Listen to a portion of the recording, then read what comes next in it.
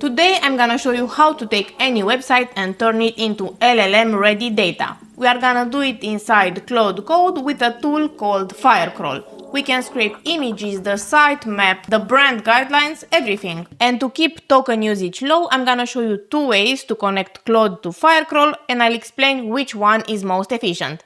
Firecrawl can do many things, and depending on the operation, each one has a different endpoint. If we want to do a simple web search and find the best restaurants in San Francisco, in this case, we need the entire content of the pages and we will use the search endpoint. But if you want to scrape a certain content of a website, so only one, you will feed it the link, the URL of that website, and you will use the scrape endpoint. This one only scrapes one single page and it doesn't go through all the sub-pages of the website.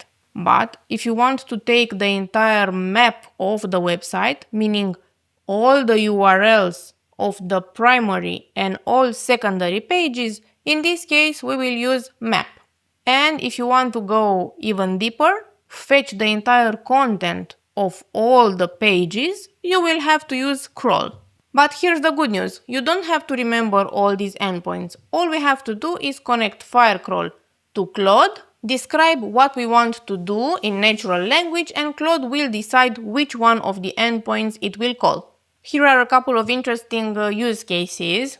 You can leverage Firecrawl to do a deep research if you want to, let's say, research reports and get industry data or news articles. Another option is to research your competitors. What are the price changes? Or you can track information in order to optimize your investments. Let's say you want to keep an eye on what's happening on the stock market, you can use Firecrawl for that. There are two ways to connect Firecrawl to Claude Code. One of them is command line interface, the other one is MCP.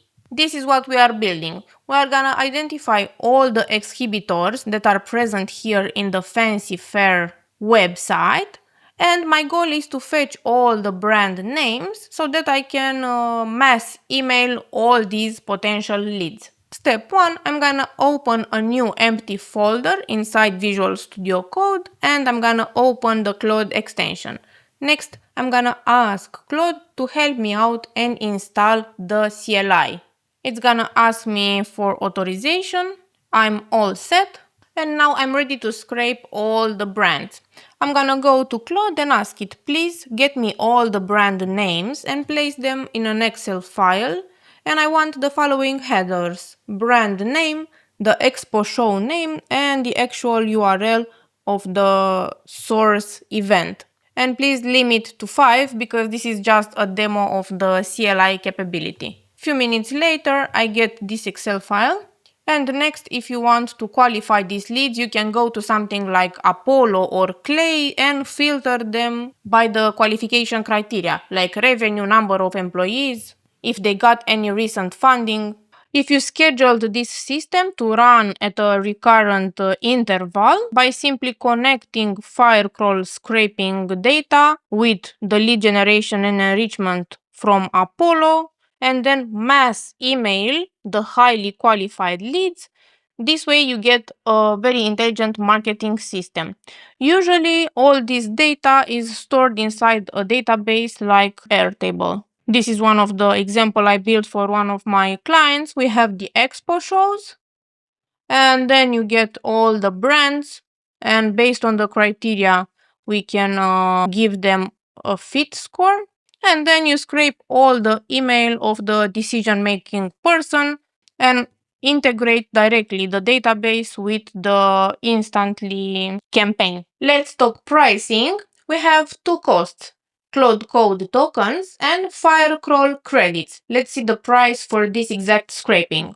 I displayed the status line inside Claude session so that I can see the exact cost, and it was 27 cents. Let's check Firecrawl credits. If I go to activity logs, I can see we have the scraping for this exact festival and it was 1 credit.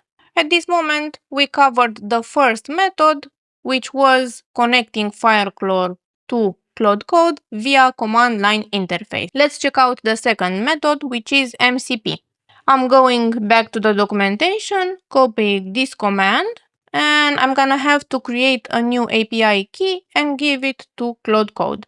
Create a new key, give it a name, copy the value. I'm gonna create a new empty file that I'm gonna call .env, and I'm gonna place my key inside here, Firecrawl API, and just give it the value.